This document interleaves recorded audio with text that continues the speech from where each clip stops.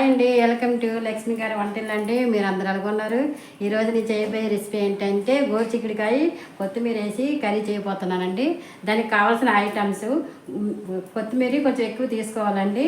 ఇప్పుడు చేసే విధానం మీకు చూపించబోతున్నాను. ఆయిల్ వేసుకున్నాండి, 2 స్పూన్లు ఆయిల్ వేసుకున్నాను. కొంచెం అర స్పూను జీలకర్ర, అలాగే అర స్పూను ఆవాలు, కొంచెం అంతా మినపప్పు అండి. కొంచెం ఫ్రై అవ్వాలి. ఫ్రై అయిన తర్వాత కొంచెం ఆనియను, అలాగే కొంచెం అంతా కరివేపాకు.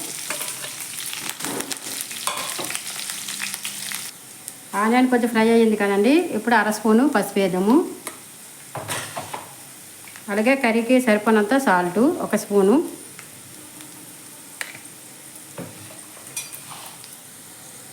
గోరుచిక్కుడుగా ఇప్పుడు ఆనియన్ ఫ్రై అయిపోయింది కదండి. ఇప్పుడు గోరుచిక్కుడుగా చిన్న చిన్నగా ఇలా కట్ చేసుకోవాలండి. ఇప్పుడు దీంట్లో వేయాలి.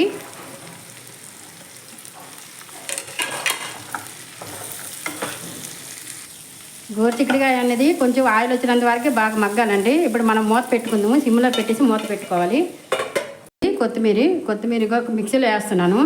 అలాగే మిర్చి కూడాను, పచ్చిమిర్చి. అంటే పచ్చిమిర్చి అండి కారం ఎక్కువ కాలంతో ఎక్కువ తీసుకోవచ్చు, తక్కువ కాలంతో తక్కువ కూడా తీసుకోవచ్చు. అలాగే 4 ఎల్లుల్లిపాయలండి. ఇది మిక్సీ పట్టాలి, బాగా పేస్ట్ చేయాలి. గోరుచిక్కుడుకాయ కొత్తిమీర కాబట్టి కొంచెం మెత్తగా చేసుకోవాలి. వేసిన తర్వాత మంచిగా ఇలాగా కలుపుకోవాలండి. ఇది కొత్తిమీర కూడా పచ్చివాసన పోయేటట్టు ఫ్రై అవ్వాలి. గోరుచిక్కుడుకాయ కొత్తిమీర 2 కలిపి ఫ్రై అవ్వాలి. ఇలాగా పచ్చి వాసన పోయేటట్టు ఫ్రై చేయాలండి. కొత్తిమీర గోరుచిక్కుడుకాయ కర్రీ అండి ఇది. ఇప్పుడు దీనికి మనం సరిపోనంత వాటర్ వేసుకుందాము. ఇదిగోండి గ్లాస్ వాటర్ అయితే వేస్తున్నాను నేను. గోరుచిక్కుడుకాయ కొత్తిమీర కర్రీ అయితే రెడీ అయిపోయిందండి. ఇప్పుడు లాస్ట్లో 2 స్పూన్లు నిమ్మరసం వేసుకోవాలి. అంటే నిమ్మరసం వేసుకోవచ్చు, మనకు నచ్చితే వేసుకోవచ్చు, వేయకపోయినా పర్వాలేదు, టేస్టీగానే ఉంటుంది. ఇది రైస్తోనే తినొచ్చు, రొట్టెతో కూడా తినొచ్చు అండి. చాలా టేస్టీగా అయితే ఉంటుంది.